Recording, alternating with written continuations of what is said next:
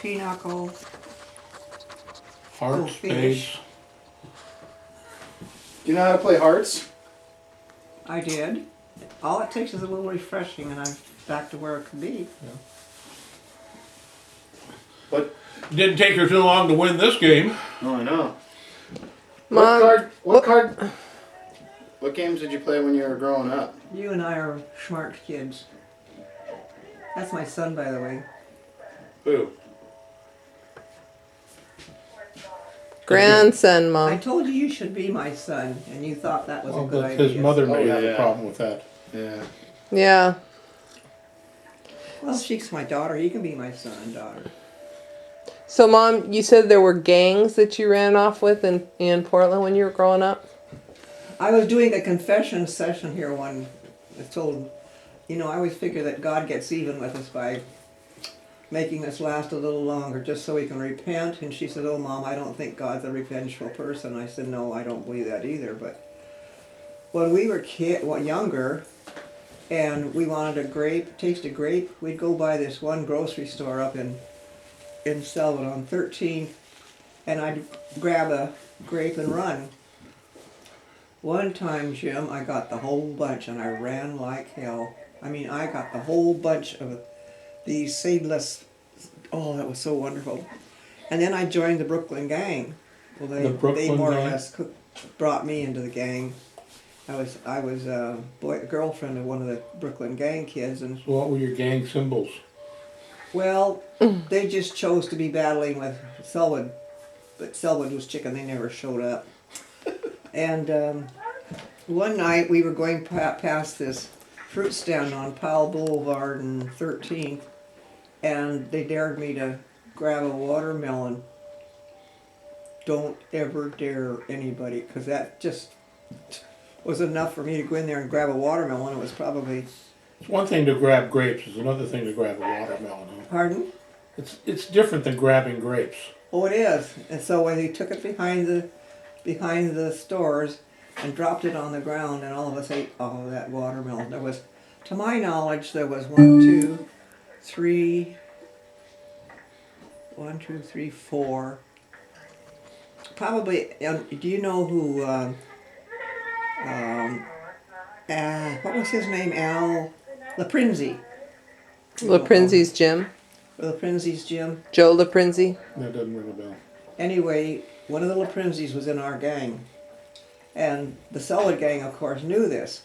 So one of the Selwood gang called me a bitch, Yeah. and that was fighting words. Come on, we'll take you on. We'll go. That's one of my good stories. But you used to roller skate at the Oaks all the time. Did you do that with the gangs? Bill skated, yeah. I don't think Black skated.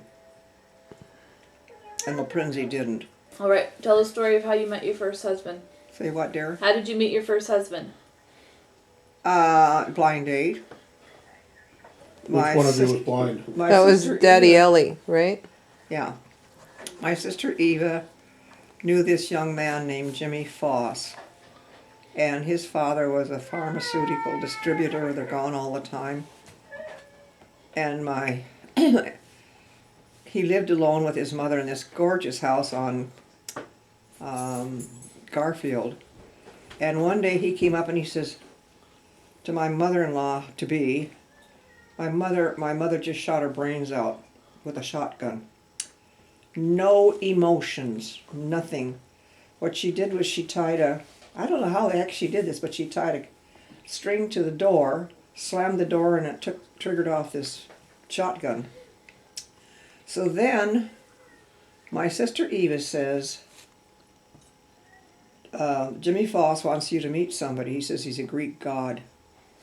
Well, my heart was pounding before I even got to meet him, but I met him and I didn't like him. No way. He was so meticulously in his own way. I said, no way. But then he wanted to date again. I said, okay, I'll give him another chance. Still didn't like him. And his father had a car. Oh boy, when you have a car anywhere in a group, you're really okay. So I'd go out with him and my friend Bob and Joy Schoenheit, and God, I think there was 16 in our group, and we'd go out and dance out at Inverness, which I don't know if it's still there. Good morning. We're getting stories from you. Oh my goodness. Now she's frozen. Anyway, eventually, I did fall in love with Ellie, and we knew each other for probably, I met him in 38, and off and on dated. He was working, trying to go to the University of Portland too. So we dated off and on, and then in 40, he proposed, bought me a little, my mother-in-law went and bought the ring, I know she did. And we were married the following year. But the first time he proposed to you, or what happened? What?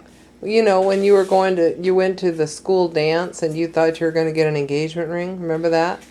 I made my own dress, and I thought I was just the princess, and he came up to get me, and he had this corsage that went from my shirt, my collarbone here, down to my waist, and it had roses and gardenias and sweet peas, and that night he got skunk drunk, and we got to the Preston school, and I don't know why we were getting out of the car. Maybe one of them had to go to the toilet, and didn't bother us where we went to the toilet.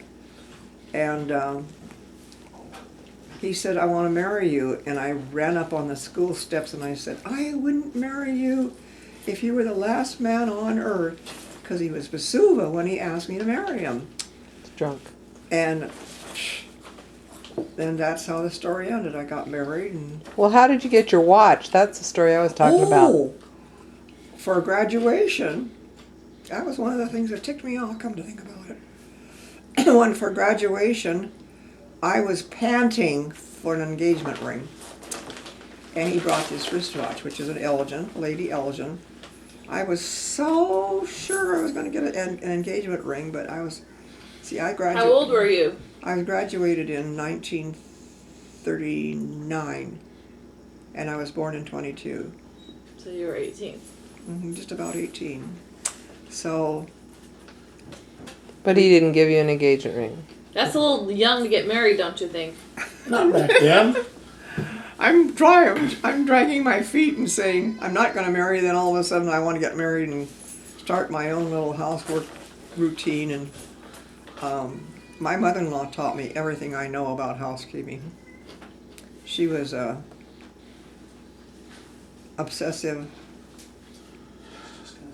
compulsive obsessive. She taught me everything. I mean, she had days for me. Monday we do this, Tuesday we do this, Monday we wash, Tuesday we iron, Wednesday we clean the stoves in the kitchen. I mean, it went all week long. In the meantime, I've got all these children that I'm washing clothes every day, plus all of the cleaning your oven on this day. And one of her relatives came up and opened my oven door, which was spotless, incensed me no end, because how dare she come into my house and see how I took care of stuff. Getting sleepy? I'm okay. So how'd you meet Dad? I had one more experience like that. This was out where we live now. Uh-huh. This Niedermeyer, they had a family of 12 or 13 children. And one of the girls came out and opened up one of my drawers. I was blowing steam. And my girlfriend that had brought her out there, I told her, I said, how does she have the nerve to open my drawers? Pat, I don't want you to ever bring her out here again. And she didn't. So how'd you meet Dad? how did I get Daddy? How'd you meet him? Oh, well, at the same time I met Ellie, we immediately formed this couples thing, which was Ellie and me, Bob and Joyce,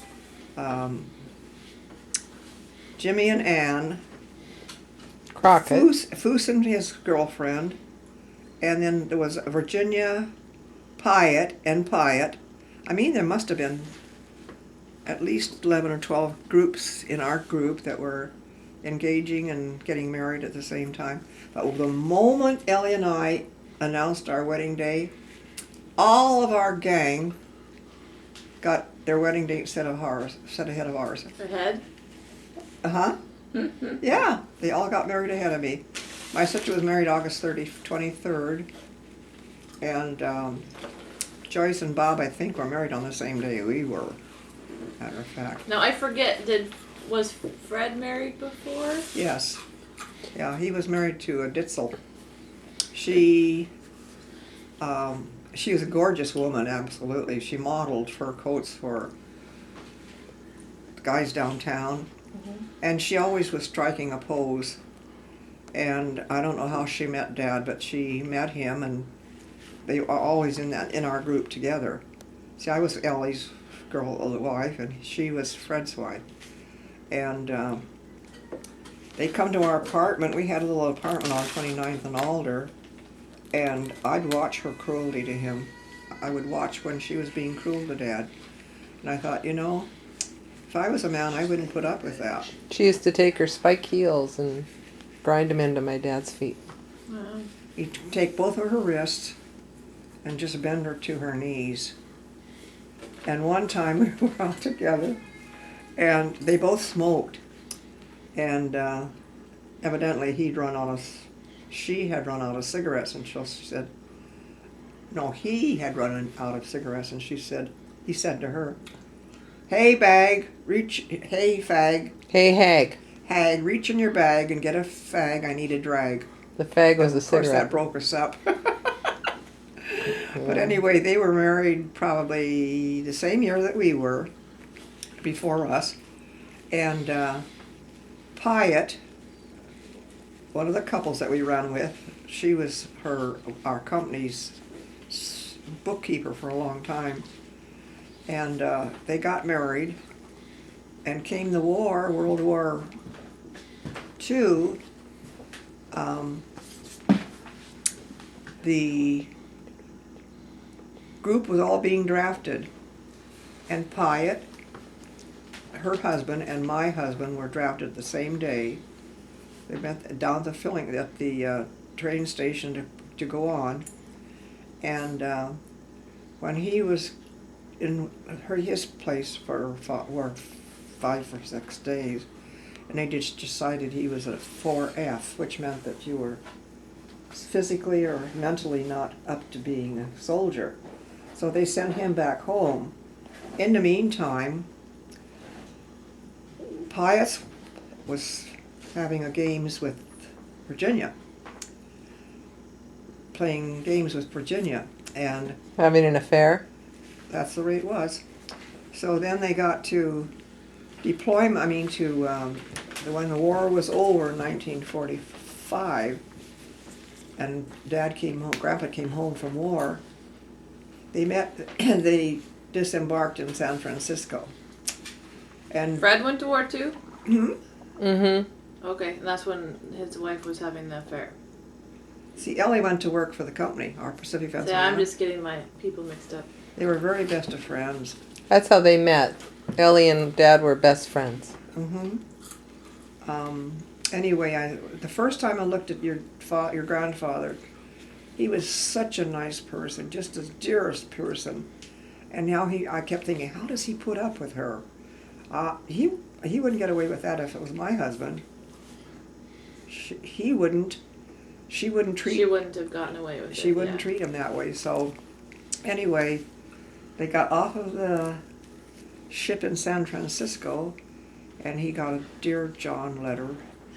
And he had known about her affair before they went to war, and had given her a beautiful, beautiful necklace. Not tourmaline, but anyway, it was a beautiful necklace, earrings, and a bracelet to match, to try to say, if you don't chase, if you quit this affair, then everything will be fine, and here's his jewelry. Well, you can't buy someone out of that. So as he got off the plane, wherever they got off of, down in San Francisco, he was met with a Dear John letter, and he called home and told his father and mother. His father went down there immediately to console Dad, and they went out and got drunking. And when he came home in, I think it was December of 44. And no, the war was over in 45, so it was 1945. And Stephen was at that point in time like 5 months old. He came up immediately and started playing with Stephen. And they had such good fun. They'd lay on the floor with a piece of newspaper over them, and then they'd kick and thrash and Turn his feet blue. yeah. But he'd come up and take me to the park with Stephen, and just a very good friend. There was no hanky-panky or no nothing, but he was just a very good friend. And over the course of the time that he lived down the street from my home on 8th and Ainsworth, and he came up to visit me and my sister Velma and Stephen. And he was more attentive to Stephen than he was to me. But I thought, after a while, he's just too... I didn't love him. I really didn't have a love affair with him. But as he was with us, he treated Stephen so good. Stephen called him Berta. And I thought, he's just too good a guy to let go. So when he was drunk too, by the way. He proposed to me to get married on... Now, when had Ellie died in that? April 16th, 1945. Right? 5? Daddy Ellie died. You were a new widow still. I was widowed in April of 1945. Yeah, 45. And Dad came home from the service in the end of 1945. And Okay, hold on. that's when we picked up our... But that's when we started going together, actually, because he was so kind and so good. With the cup? And his mother really, she was not objecting. My father-in-law did, because I was Catholic, but he knew that if he protested, it wouldn't do any good, because in the meantime, Stephen had him hooked. As a baby, he had him hooked. And what did you ask me? What was the first question? How'd you and Dad meet? Oh, Well, they knew each other. Yeah, I think we decided that. during the war, after Yeah. the war. Did you have a question, Mark? We need a question. What did you want to be when you grew up? When you were a kid, what did you want to be? What was your ambition? Well, my dad was so suppressive that I decided I want to be a nun. And I told him that one time. I said, Dad, I want to be a nun. He says, no, that's not the life for you. And I was Dad was such a strong personality, I decided that I wouldn't become a nun. But then every boyfriend I met could come to the house and meet my dad, and he'd say, well, one of the boys was a smoker, my very first boyfriend. And my father saw him and he's a GD, smoke-eating SOB, and I mean, he could use a sentence and not use the same word twice, same dirty word. So, anyway, Ellie came out to the house and said, Mr. Pelly, I want to marry your daughter. He says, will you take good care of her? And he says, yes. He says, well, then you have my okay. And I don't think Dad ever asked my father permission to marry me. We just took off and went to the courthouse, downtown courthouse. And this fellow was a judge. And the whole time he was reading the marriage rights, he was straightening his desk off and dusting the furniture, and I thought, I feel about as married as a, Toothpick. yeah. So we got married after that at Grandpa's and Grandma's home, and not at their home. We had the reception there, but we got married by a priest in St. Charles. Yeah, he wasn't that 59, is that right? 50, 49, 49. 49? And then St. Charles, Missouri. So they dated No. for 4 years before they got married. St. Charles Catholic Church in Northeast Portland. Oh, That's where we all went to school. And then in the meantime, you know, the Catholic Church has very strict rules about this'll, I've heard. maybe this is not the right time to say this, but be marrying after, and there's no, the church has to annul that before you can be free to marry. Even if you're a widow. Pardon me? Even if you're a widow. Dad's No, no. Dad's They had marriage to annul after his. divorce. I was free, but You were his free. wife, Virginia, and he were married by a Protestant minister, which made their marriage valid in the eyes of the Catholic Church. So he had to go through like maybe a year and a half of loops to get his first marriage annulled. Well, all of a sudden, we find out the guy had never been baptized. Now, do you know what that means? There's no sacrament. Sacrament of marriage was null and void. And we had been going to this father, and when I told Thank him, God for loopholes, huh? pardon me? Thank God for loopholes. Well, yeah.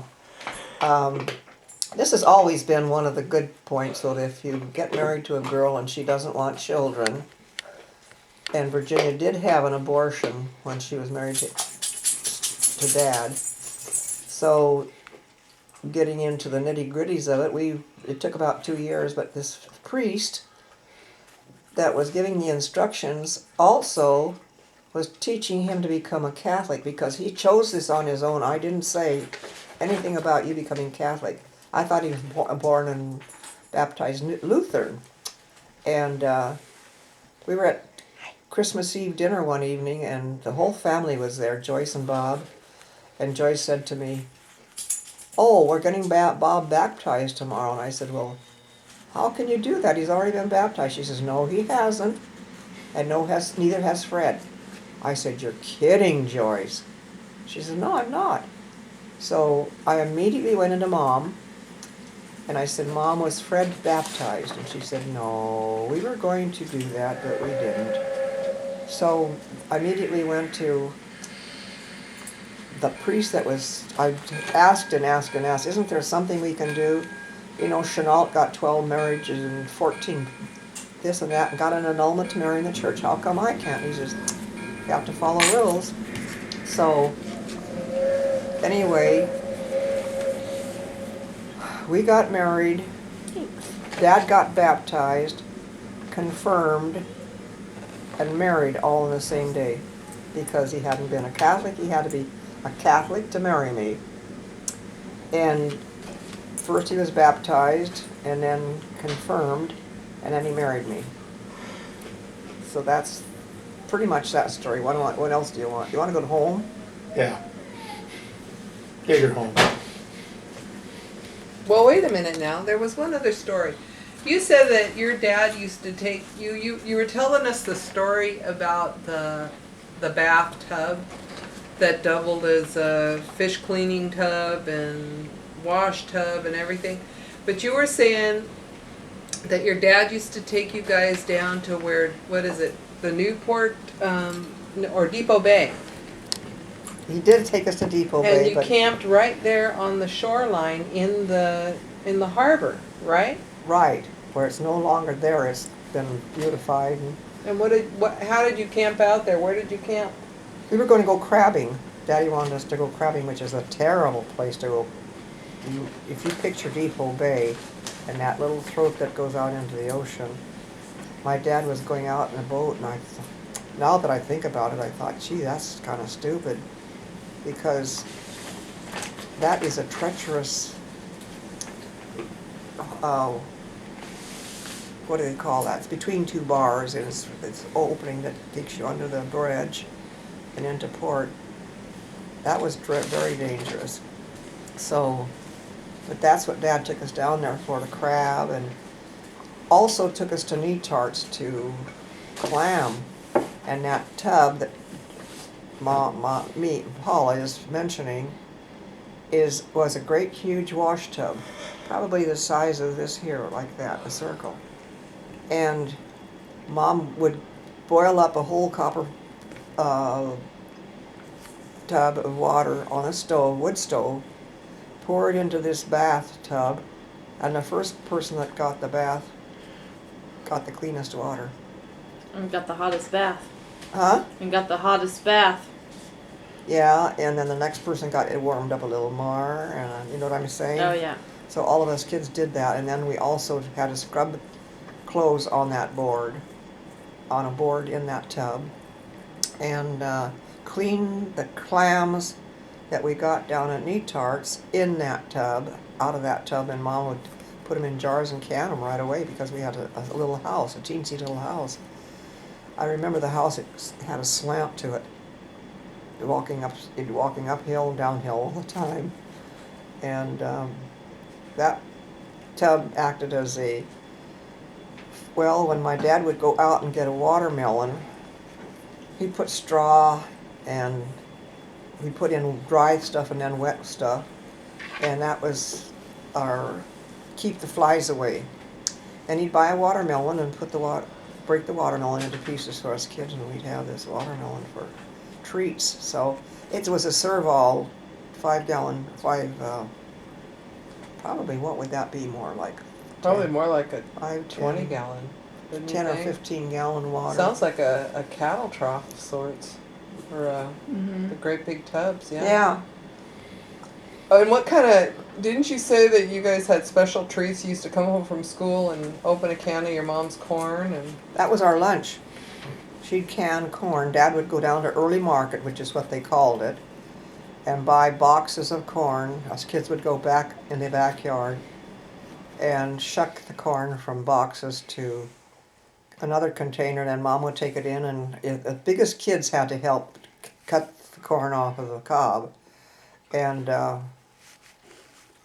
as we grew older, we not only cut the corn off the cob, we poked it into the jar and was up with my mother every single solitary moment, canning either salmon, corn,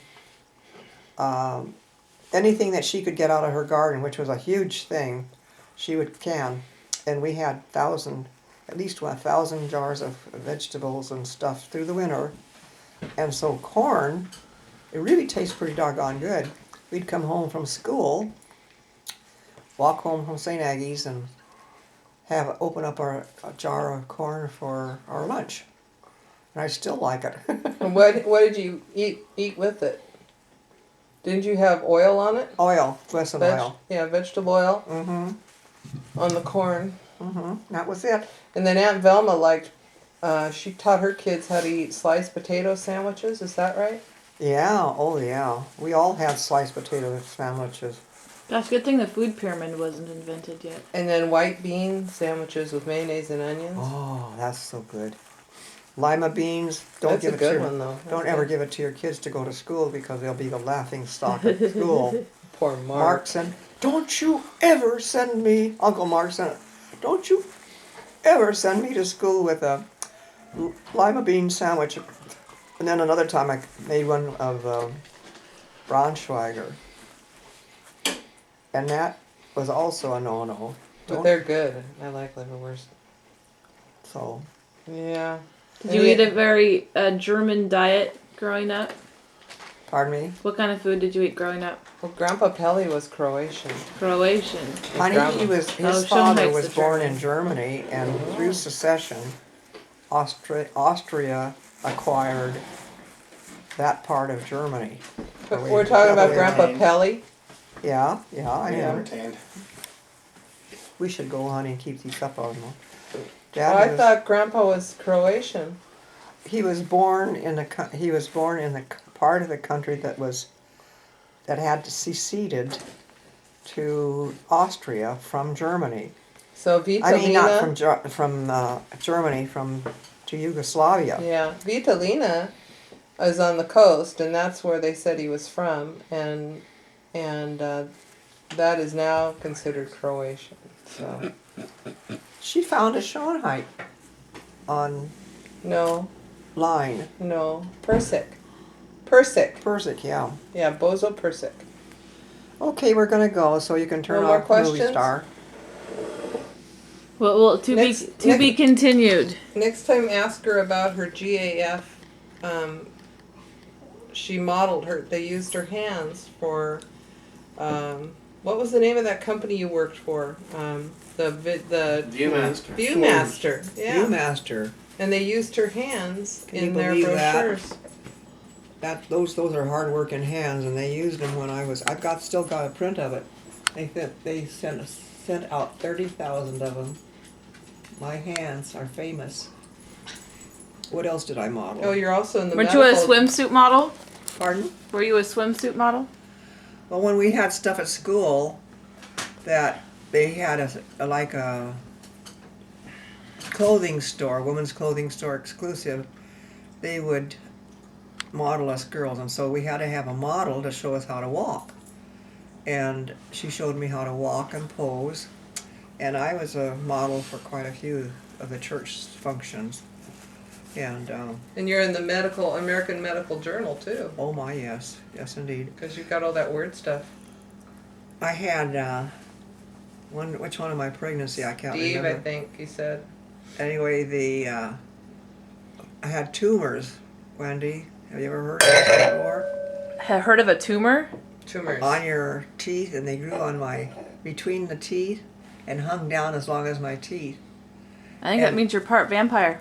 Yeah, well, She's I pregnant. went to this Grandpa doctor. didn't He get said, down, you should this is careful. specialty. He said, I can't do this. So Yeah, he when you sent get me to a spotty with them, specialist. it's kind of. And he nipped those off and then burned them, cauterized them, and entered me into the dental medical. Of weird and crazy things. He said, this is so weird. So, Grandma's weird. We know. Okay. Okay, cut.